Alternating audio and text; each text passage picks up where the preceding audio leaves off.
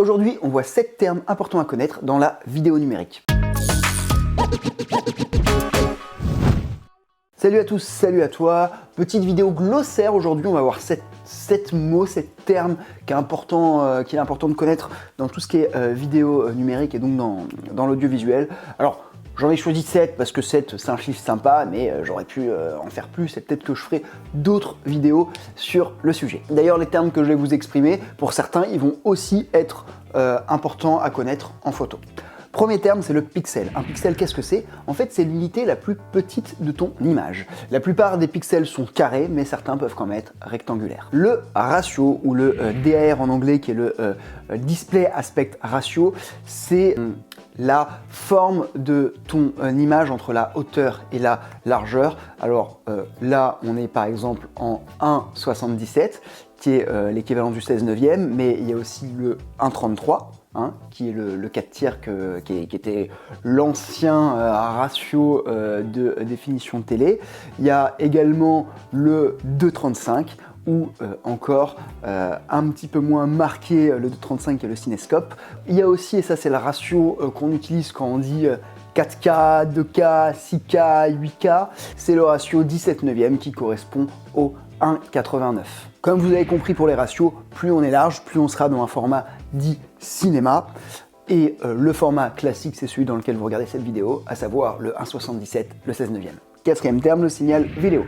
Le signal vidéo est un signal électrique ou optique qui permet de transmettre une succession d'images d'une source. Alors ça, c'était la définition Wikipédia. Mais en gros, quand on va filmer, là je prends mes notes pour pas me tromper dans les étapes, quand on va filmer une image, le capteur, il va d'abord mesurer un signal analogique, via la lumière, et il va transformer ce signal analogique en signal numérique, électrique, qui va être ensuite amplifié et enregistré dans l'appareil.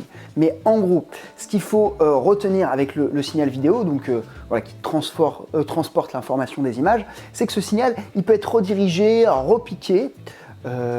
Donc par exemple, si je filme avec ma caméra, admettons mon GH5, je vais sortir via l'HDMI mon signal vidéo que je vais pouvoir remettre dans un moniteur par exemple, un moniteur qui pourra faire enregistreur. Après, si mon moniteur a un out, je pourrais aussi le renvoyer autre part, dans un autre moniteur, ou pourquoi pas dans un mélangeur qui va recevoir un autre signal qui lui peut être transporté par du BNC, SDI, et ensuite je pourrais mélanger ces deux flux et ressortir, et puis c'est sûr un mélangeur in out, ressortir mon flux out qui est le flux mélangé de mes deux premiers flux vers encore un moniteur ou alors un enregistreur. Bref, ce qui est important à retenir avec cette notion de signal, c'est le côté transport de l'information. Je vous invite à regarder la vidéo que j'ai vue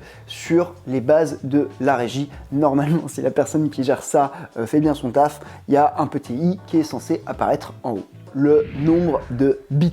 Alors le nombre de bits, c'est tout simplement le nombre de nuances de couleurs que vous allez avoir dans votre image. Alors pour de la diffusion, 8 bits, c'est suffisant. En revanche, si on veut faire un étalonnage un peu plus poussé, 10, 12, voire 14 ou 16 bits, c'est plus recommandé. En fait, la différence entre le 8 bits et le 10 bits est vraiment très compliquée et assez imperceptible, surtout dans des images où il va y avoir beaucoup de dégradés de couleurs. Là, comme un coucher de soleil, là par exemple, on pourra voir éventuellement des différences de nuances, alors que pourtant, sur le 8 bits, il y a 16 millions, voire presque 17 millions de nuances de couleurs, alors que sur le 10 bits, là, on est plutôt à 1 milliard de nuances de couleurs. Et pourtant, cette différence de nuances de couleurs, elle est assez difficile à être perçue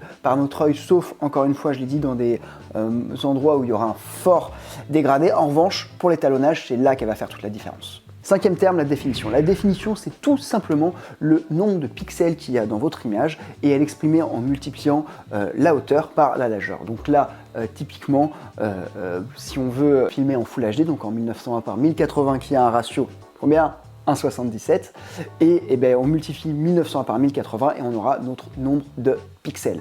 Je m'étends pas trop là-dessus parce que je prépare une vidéo définition versus résolution où j'entrerai un petit peu plus dans le détail. FPS ou IPS, c'est le nombre d'images par seconde qu'enregistre votre appareil. Alors, ce nombre d'images par seconde, il va varier en fonction de plusieurs choses. Par exemple, est-ce que vous faites du cinéma? Si c'est du cinéma, c'est du 24 images par seconde. Est-ce que vous faites plus de la vidéo? Si c'est de la vidéo comme là, par exemple, c'est du 25 images par seconde, sauf aux States où c'est du 30 images par seconde, sachant que je crois que les iPhones aussi enregistrent en 30 images par seconde.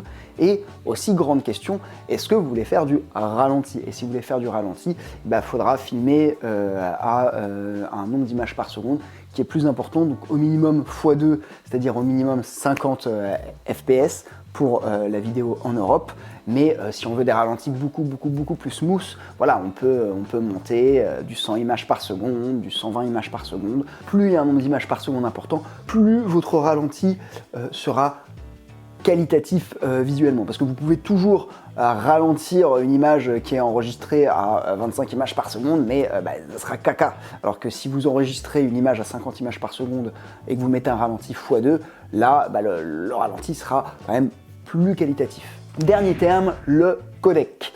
Alors, et on comprend souvent le codec et le conteneur. Le conteneur, c'est le point à la fin, alors que le codec, ça vient de codage, décodage, c'est, on va dire, la langue dans laquelle est codée votre vidéo. Alors là, si on prend cette vidéo que j'enregistre, c'est du H264, sauf que mon fichier, c'est un fichier .mov. Donc mon conteneur est un .mov et le codec, c'est du H264. Il y a aussi un codec son que je ne sais pas. Le conteneur contient à la fois le codec vidéo et le codec son. Notre vidéo, elle est codée numériquement dans cette langue qui est le codec, et ensuite elle sera décodée par votre logiciel de montage, VLC, bref, quelque chose qui connaît le langage de la langue. Du coup, par exemple, il est possible que vous ayez enregistré dans un codec qui ne soit pas lisible via votre logiciel. Par exemple, le DNxHD, qui est un codec propriétaire à vide et qui est un peu l'équivalent du ProRes, sur Final Cut, il ne marche pas. Final Cut ne peut pas lire ce codec, ne peut pas le décoder. Voilà, on arrive à la fin de cette vidéo. J'espère que vous avez appris des choses, j'espère que vous avez trouvé ça intéressant. Si c'est le cas, comme d'habitude, le petit like qui fait très plaisir et puis l'abonnement qui le fait encore plus. Je propose aussi régulièrement à la fin de mes vidéos différents petits e-books d'une vingtaine de pages, voilà, où il y a pas mal d'informations sympas. Là, je vous ai mis le petit guide du vidéaste, vu qu'on parle de vidéo. Aussi, en ce moment, je suis en train de développer un bundle de formations sur la technique vidéo, un bundle de 2 formations avec d'un côté Maîtrise ta cam et de l'autre Vidéaste averti. Dans Maîtrise ta cam, on va plus voir un petit peu tout ce qui est autour de la caméra pour devenir cadreur, et dans Vidéaste averti, on entre plus dans des détails un petit peu plus poussés, un petit peu comme là. Toutes ces notions, c'est des notions qu'on va voir et qu'on va développer. On parlera aussi d'autres choses, d'espace colorimétrique, de bitrate, de plein de choses. Je vous mets le lien dans la description. En ce moment, il y a une petite ristourne parce que la formation n'est pas terminée, elle est commencée. Il y a déjà des élèves qui sont rentrés dedans, donc c'est une formation en ligne. Les cours, au final, vous la suivez au rythme que vous voulez. Il y a déjà des élèves qui ont commencé, mais elle n'est pas tout à fait terminée. C'est pour ça qu'en ce moment, le prix définitif n'est pas encore arrêté. Il y a une ristourne, donc c'est le moment d'en profiter. Encore une fois, cette formation, moi, c'est une formation que j'aurais adoré avoir quand j'ai commencé il y a 10 ans, et j'aurais même été prêt à payer 2 à 3 fois son prix. Donc vraiment, je ne pourrais pas me permettre de faire des formations, moi, que j'aurais pas acheté, voire acheté 2 fois son prix. Je ne me permettrais pas de proposer ça. Voilà. C'était une petite minute vente. Dans tous les cas, que ça vous intéresse ou pas, j'espère qu'on se retrouve dans une prochaine vidéo. Et je vous dis à très bientôt. Ciao!